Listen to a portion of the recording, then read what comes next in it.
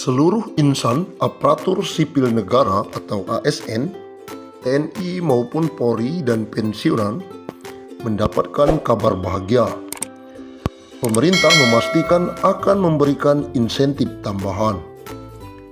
Insentif yang dimaksud adalah pencairan tunjangan hari raya atau THR yang akan disalurkan sejak H-10 sebelum perayaan Hari Raya Idul Fitri. Bukan hanya itu, mereka juga akan diberikan gaji ke-13 sebelum tahun ajaran baru.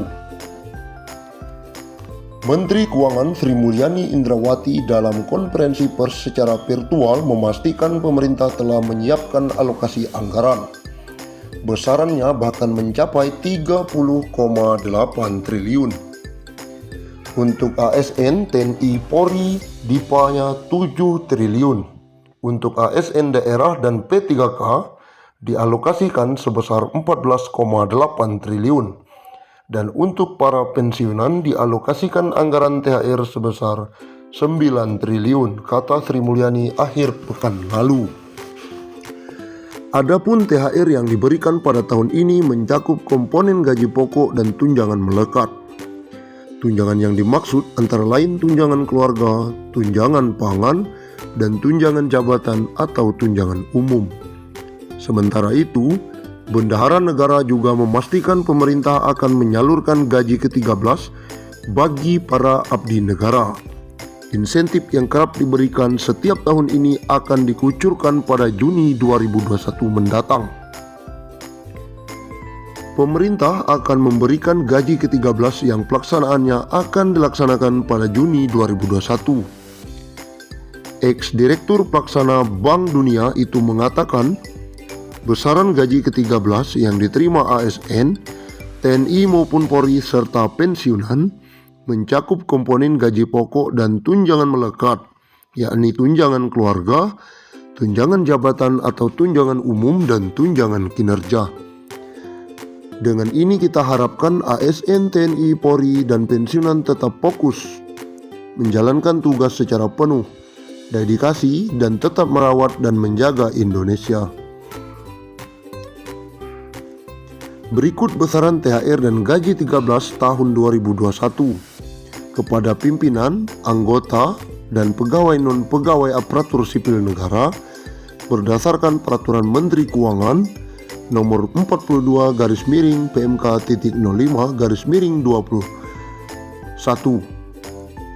Pimpinan dan anggota lembaga non-struktural, ketua atau kepala atau dengan sebutan lain Rp9.592.000, wakil ketua atau wakil kepala atau dengan sebutan lain Rp8.793.000, sekretaris atau dengan sebutan lain Rp7.993.000, anggota Rp7.993.000, pejabat eselon 1 atau pejabat tinggi utama atau pejabat pimpinan tinggi madya Rp9.592.000, eselon 2 atau pejabat pimpinan tinggi pratama Rp7.342.000, eselon 3 atau pejabat administrator Rp5.352.000, eselon 4 atau pejabat pengawas Rp5.242.000. PNS atau ASN dengan jenjang pendidikan. Pertama, pendidikan SD SMP sederajat, masa kerja sampai dengan 10 tahun Rp2.235.000, masa kerja di atas 10 sampai 20 tahun Rp2.569.000, masa kerja di atas 20 tahun Rp2.971.000.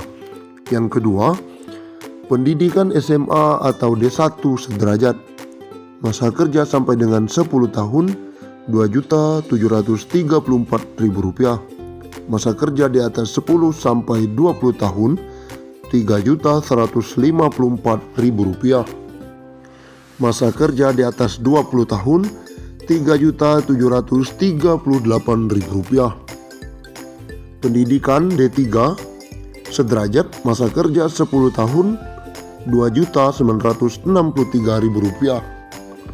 Masa kerja di atas 10 sampai 20 tahun Rp3.411.000. Masa kerja di atas 20 tahun Rp4.046.000. Yang keempat, pendidikan S1 atau D4 sederajat. Masa kerja sampai dengan 10 tahun Rp3.489.000. Masa kerja di atas 10 sampai 20 tahun Rp4.043.000. Masa kerja di atas 20 tahun Rp4.765.000. Yang kelima, pendidikan S2 S3 sederajat. Masa kerja sampai dengan 10 tahun Rp3.713.000. Masa kerja di atas 10 sampai 20 tahun Rp4.306.000. Masa kerja di atas 20 tahun Rp5.110.000.